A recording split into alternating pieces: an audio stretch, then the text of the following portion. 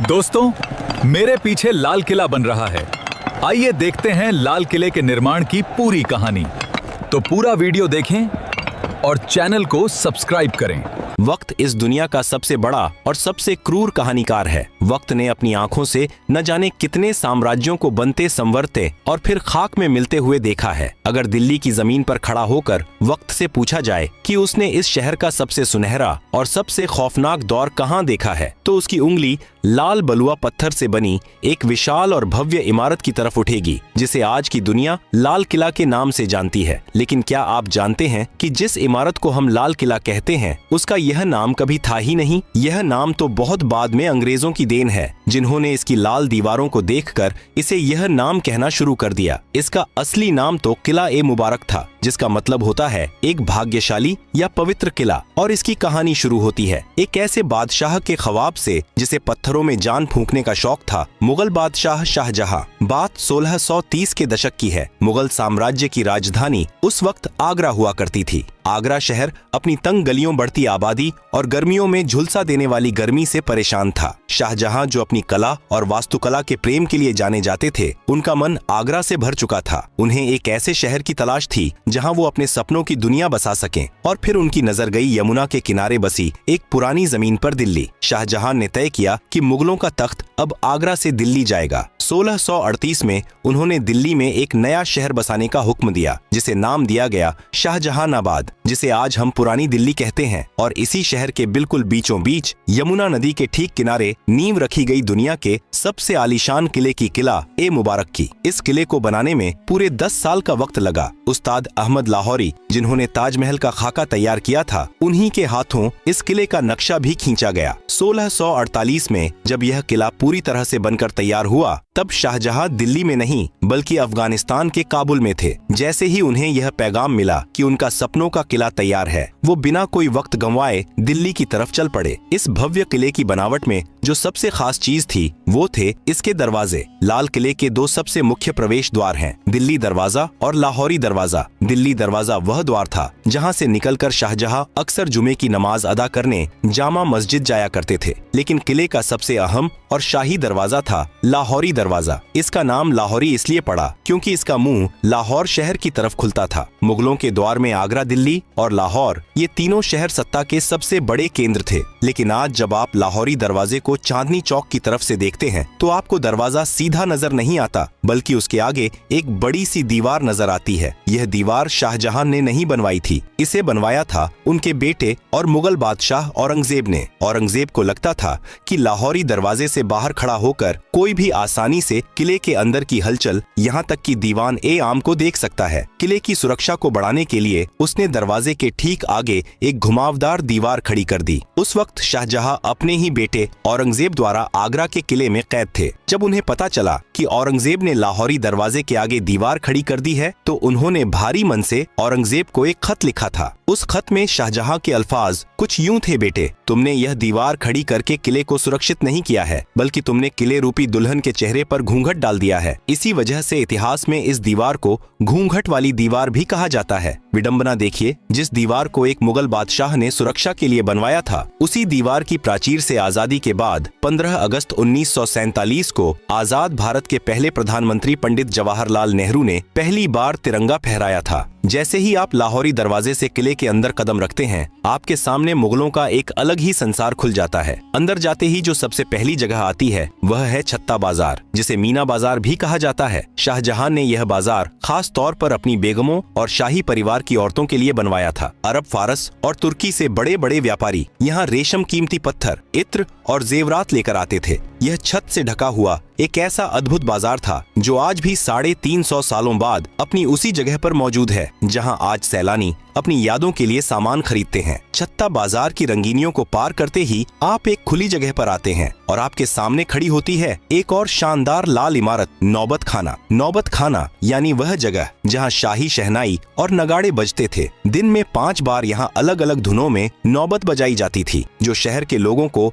वक्त का अंदाज देती थी। जब भी कोई बड़ा शाही मेहमान या खुद बादशाह किले में आते थे, तो इसी नौबत खाने से नगाड़ों की गूंज पूरी दिल्ली में यह ऐलान कर देती थी कि शहंशाह तशरीफ ला रहे हैं। यह वही नौबत खाना है जहां बाद के मुगल काल में सत्ता के खूनी खेल खेले गए और जहां बादशाह जहांदार शाह और फर्रुखसियर का कत्ल किया गया था। नौबत खाने की खूनी और संगीतमय दहलीज को पार करते ही आपके सामने एक विशाल और खुला हुआ प्रांगण आता है। यह वह जगह थी जहां मुगल सल्तनत की आवाज गूंजा करती थी। लाल बलुआ पत्थर के भव्य और नक्काशीदार खंभों पर टिका यह मंडप दीवान ए आम कहलाता है। नाम से ही स्पष्ट है कि यह वह दरबार था जहां एक आम इंसान, एक फकीर या एक किसान भी अपने बादशाह के सामने अपनी फरियाद लेकर आ सकता था। दीवान ए आम के बिल्कुल बीचों बीच दीवार के साथ सटा हुआ संगमरमर से बना एक बेहद खूबसूरत और ऊंचा झरोखा सिंहासन है। जब शाहजहां या मुगले आजम यहाँ बैठते थे तो उन्हें पूरे दरबार का साफ नजारा दिखता था। इस भव्य सिंहासन को नशेमन ए जिल ए इलाही कहा जाता था, जिसका शाब्दिक अर्थ है धरती पर ईश्वर की परछाई का निवास। मुगल बादशाह खुद को खुदा का नुमाइंदा मानते थे और यह सिंहासन उसी रुतबे का प्रतीक था। इस ऊंचे सिंहासन के ठीक नीचे संगमरमर का एक शानदार चबूतरा रखा हुआ है। यह वह जगह थी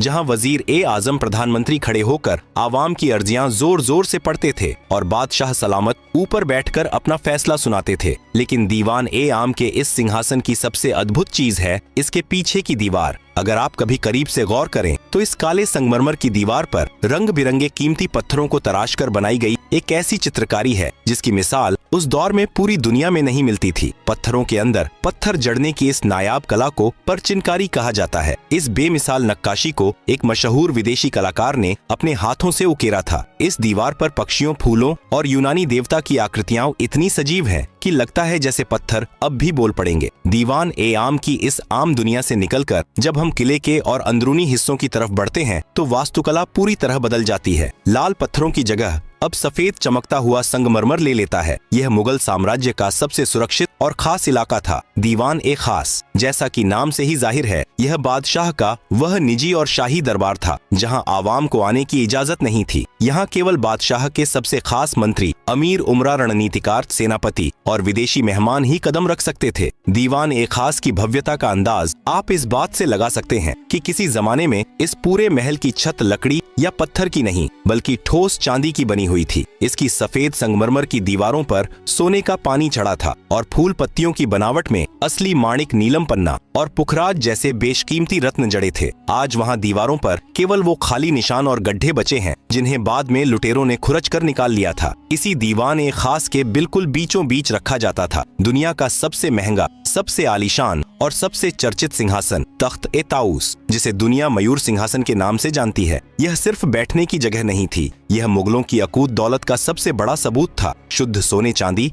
और अनगिनत हीरे जवाहरात से बनी इस मसनद को बनाने में उस दौर में करोड़ों रुपए खर्च हुए थे। इस सिंहासन के ऊपरी हिस्से पर हीरे मोतियों से जड़े 2 मोर बने हुए थे और इसी तख्त ए ताऊस के ठीक बीच में जड़ा था मुगल सल्तनत का सबसे बड़ा गुरूर और दुनिया का सबसे नायाब हीरा कोहिनूर। जब बादशाह शाहजहां अपने शाही लिबास में इस तख्त पर बैठते थे तो उनके मुकुट और सिंहासन की चमक से पूरा दीवान एक खास रोशन हो उठता था। लेकिन वक्त की सुइयां हमेशा एक सी नहीं रहती। जिस महल ने दौलत और शानो शौकत का चरम देखा था, उसने बर्बादी का वो खौफनाक मंजर भी देखा जिसकी कल्पना मुगलों ने ख्वाब में भी नहीं की थी। साल था 1739। ईरान का खूंखार बादशाह नादिर शाह मुगलों की कमजोरी और लाल किले की दौलत की महक सूंघता हुआ दिल्ली आ पहुंचा। उसने दिल्ली की सड़कों पर ऐसा खून खराबा मचाया कि यमुना का पानी लाल हो गया। जब नादिर शाह दीवान ए खास में दाखिल हुआ तो तख्त ए ताऊस को देखकर उसकी आंखें फटी रह गईं। नादिर शाह ने दीवान ए खास को बेरहमी से लूटा और लौटते वक्त अपने साथ दुनिया का सबसे बड़ा खजाना तख्त ए ताऊस और कोहिनूर हीरा ईरान ले गया। जो तख्त मुगलों की सबसे बड़ी पहचान था, उसे ईरान ले जाकर टुकड़े टुकड़े कर दिया गया। इतिहासकार बताते हैं कि बाद में उस ऐतिहासिक मयूर सिंहासन के एक टूटे हुए निचले हिस्से को ईरान के तेहरान के एक संग्रहालय में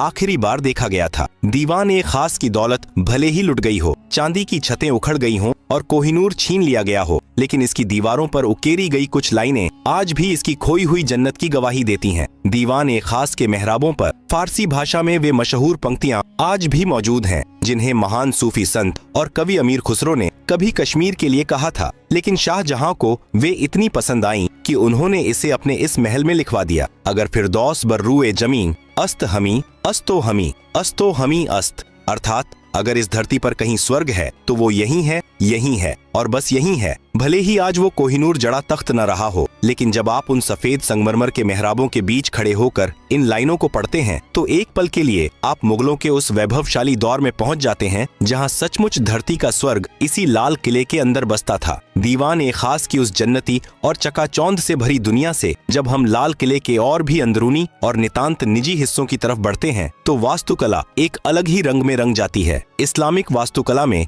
जन्नत का तस्वुर बिना बहते हुए पानी और बगीचों के अधूरा माना जाता है। शाहजहां जो बेहतरीन काम के मुरीद थे, उन्होंने अपनी इस दिल्ली की जन्नत में जान फूंकने के लिए एक ऐसी नहर का निर्माण करवाया जो लाल किले के महलों के ठीक बीचों बीच से होकर गुजरती थी। इसे नाम दिया गया नहर ए बहिश्त यानी स्वर्ग की नहर। यह कोई आम पानी की नाली नहीं थी। यमुना नदी के पानी को एक खास तकनीक से लाल किले के अंदर लाया गया था। यह नहर ए बहिश्त संगमरमर से बने महलों के फर्श के बीच से खूबसूरत फव्वारों और फूलों की क्यारियों को चूमते हुए गुजरती थी। दिल्ली की झुलसा देने वाली गर्मियों में जब यह ठंडा पानी महलों के अंदर बहता था तो पूरे महल की आबो हवा वातानुकूलित हो जाती थी। पानी के बहने की वह मधुर कलकल आवाज और फव्वारों से उठती खुशबू महलों के अंदर मानो जादू कर देती थी। नहर ए बहिश्त का पानी सबसे पहले जिस शानदार महल से होकर गुजरता था वो था मुगल हरम का सबसे रंगीन और खूबसूरत हिस्सा रंग महल। नाम के ही अनुरूप यह रंगों का महल शाहजहां ने अपनी खास बेगमों, शहजादियों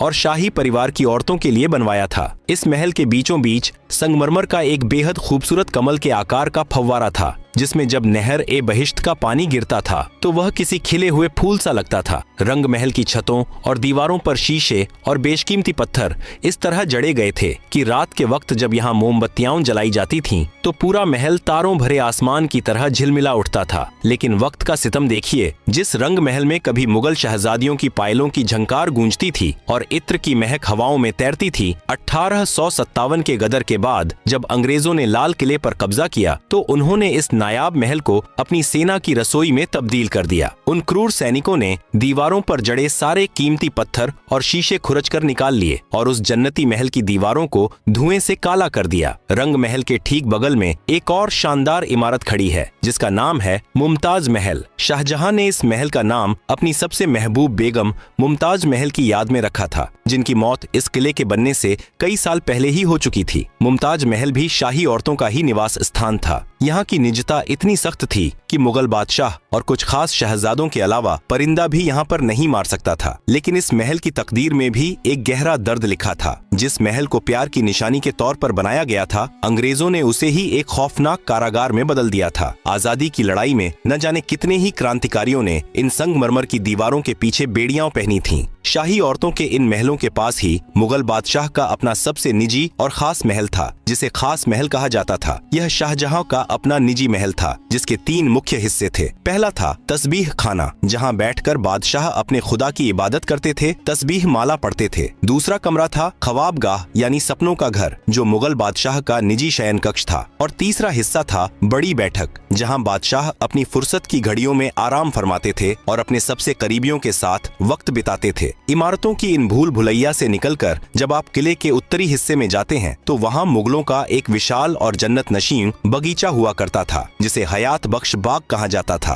फारसी में हयात बख्श का मतलब होता है जिंदगी देने वाला बाग। आज भले ही वहाँ सिर्फ घास के खाली मैदान बचे हैं, लेकिन एक दौर था जब यहाँ रंग बिरंगे और खुशबूदार फूलों के गलीचे बिछे रहते थे और बीच बीच में फव्वारे नाचते थे। इसी हयात बख्श बाग के दोनों सिरों पर 2 बिल्कुल एक जैसी दिखने वाली संगमरमर की इमारतें मंडप आमने सामने खड़ी हैं। लाल किले के पूरे इतिहास में इन 2 इमारतों का नाम सबसे अनोखा है। मुगल दौर में जहां हर इमारत का नाम फारसी भाषा में रखा गया था, जैसे दीवान ए आम नौबत खाना, वहीं इन 2 इमारतों का नाम शुद्ध हिंदी या हिंदुस्तानी महीनों के नाम पर रखा गया, सावन और भादो। क्या आप जानते हैं कि इनका यह नाम क्यों पड़ा? मुगलों को बारिश के मौसम से बेइंतहा मोहब्बत थी। सावन और भादो मानसून के वो 2 महीने हैं जब भारत में झमाझम बारिश होती है। इन दोनों मंडपों के अंदर एक ऐसा जादुई जल प्रणाली बनाया गया था कि जब नहर का पानी छत से होकर नीचे गिरता था तो ऐसा लगता था मानो सावन और भादों की मूसलाधार बारिश हो रही हो। जब असली बारिश नहीं होती थी तब भी शाही परिवार के लोग सावन और भादो मंडप में बैठकर कृत्रिम बारिश का लुत्फ उठाते हुए जन्नत का एहसास करते थे। सावन और भादों के उन हसीन और रोमानी मंडपों से जब हम आगे बढ़ते हैं तो लाल किले की दास्तान अपने सबसे दर्दनाक और आखिरी पड़ाव पर पहुंच जाती है। हयात बख्श बाग के ही पास पानी के एक छोटे से तालाब के बीचों बीच लाल बलुआ पत्थर से बना एक छोटा सा महल खड़ी है जफर महल। यह कोई आम इमारत नहीं है, यह मुगल सल्तनत के बुझते हुए चिराग की आखिरी लौ थी।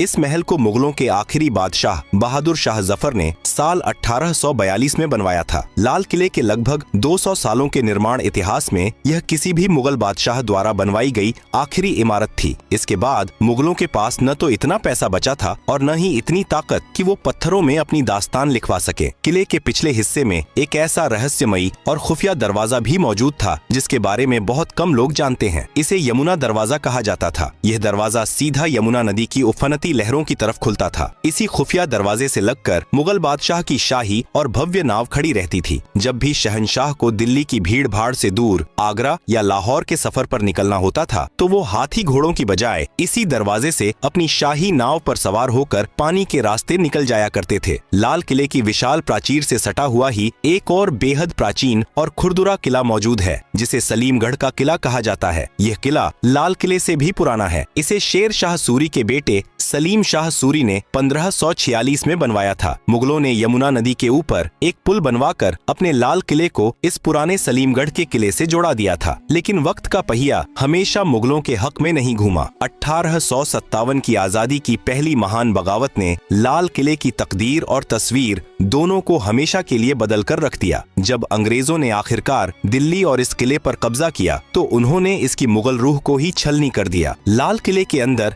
एक बेहद खूबसूरत और तिलिस्मी बाग हुआ करता था, महताब बाग, जिसका मतलब होता है चांदनी रात का बगीचा। अंग्रेजों ने अपनी नफरत में इस हसीन बगीचे को बेरहमी से उजाड़ दिया। फूलों और फव्वारों की जगह उन्होंने अपनी फौज के रहने के लिए भद्दी लाल ईंटों वाली नीरस इमारतें खड़ी कर दी। इन इमारतों को सैनिक कक्ष कहा जाता है। आज जब आप लाल किले में मुगल वास्तुकला की बारीक और रेशमी नक्काशी के ठीक सामने अंग्रेजों की बनाई इन चौकोर अंग्रेजी वास्तुकला की इमारतों को देखते हैं तो दोनों के बीच का अंतर चीख चीख कर मुगलों के पतन और अंग्रेजों के जुल्म की गवाही देता है। अंग्रेजों ने लाल किले के लगभग 80% शाही महलों और बगीचों को नष्ट कर दिया था, लेकिन लाल किले के इतिहास का सबसे स्याह और रुला देने वाला दिन वह था जब इसी किले के अंदर, जहां कभी मुगल बादशाहों का एक इशारा पूरी दुनिया का कानून हुआ करता था, वहीं भारत के आखिरी बादशाह बहादुर शाह जफर को एक मुजरिम की तरह खड़ा किया गया। अंग्रेजों ने उन पर 1857 की क्रांति का सरगना होने का मुकदमा चलाया। विडंबना देखिए, जिस दीवान खास पर बैठकर उनके पुरखे शाहजहां और औरंगजेब दुनिया भर के बादशाहों का इस्तकबाल करते थे, उसी महल में 82 साल के बूढ़े जफर को उनके ही वतन में देशद्रोही करार दे दिया गया। सजा के तौर पर अंग्रेजों ने इस बूढ़े बादशाह को काले पानी की सजा देकर हिंदुस्तान से निकाल दिया और पड़ोसी देश के रंगून शहर में कैद कर दिया। एक बादशाह जिसके पुरखों ने इस महान देश पर सदियों तक राज किया, उसे अपनी आखिरी सांसें एक अनजान देश की सीलन भरी कोठरी में लेनी पड़ी। रंगून की उसी कैद में अपनी मौत का इंतजार करते हुए जब शायर बहादुर शाह जफर की आंखों के सामने दिल्ली और लाल किले का अक्स उभरा तो उनके आंसू छलक पड़े। उन्होंने अपनी आखिरी गजल में अपने टूटे हुए दिल का दर्द इन अमर पंक्तियों में पिरो दिया। कितना है बदनसीब जफर दफन के लिए, 2 गज जमीन भी न मिली को। ए यार में, यानी ए जफर तू कितना बदनसीब है कि तुझे मरने के बाद दफनाने के लिए अपने महबूब वतन की मिट्टी में 2 गज जमीन भी नसीब नहीं हुई। यह लाल किला सिर्फ ईंट गाड़े और लाल पत्थरों से बनी कोई बेजान इमारत नहीं है। अगर इस किले ने मुगल सल्तनत के उस चमकते हुए सूरज को आसमान की बुलंदियों को छूते देखा है तो इसने उसी सूरज को अपनी ही आंखों के सामने बेबस होकर डूबते हुए भी देखा है। सत्ता के खूनी संघर्षों से लेकर नादिर शाह की लूट और आजादी की लड़ाई तक लाल किला न जाने कितने तूफानों का इकलौता और खामोश गवाह है। इसके इसी ऐतिहासिक और सांस्कृतिक महत्व को पूरी दुनिया के सामने झुककर सलाम करने के लिए साल 2007 में अंतर्राष्ट्रीय धरोहर संस्था ने इसे विश्व धरोहर स्थल घोषित कर दिया। आज जब हम 15 अगस्त को इस किले की प्राचीर पर आजाद भारत का तिरंगा शान से लहराते हुए देखते हैं तो उन लाल दीवारों में दफन इतिहास की अनगिनत कहानियां खामोशी से हमें देख रही होती हैं और मानो कह रही होती हैं, वक्त से बड़ा कोई शहंशाह नहीं होता।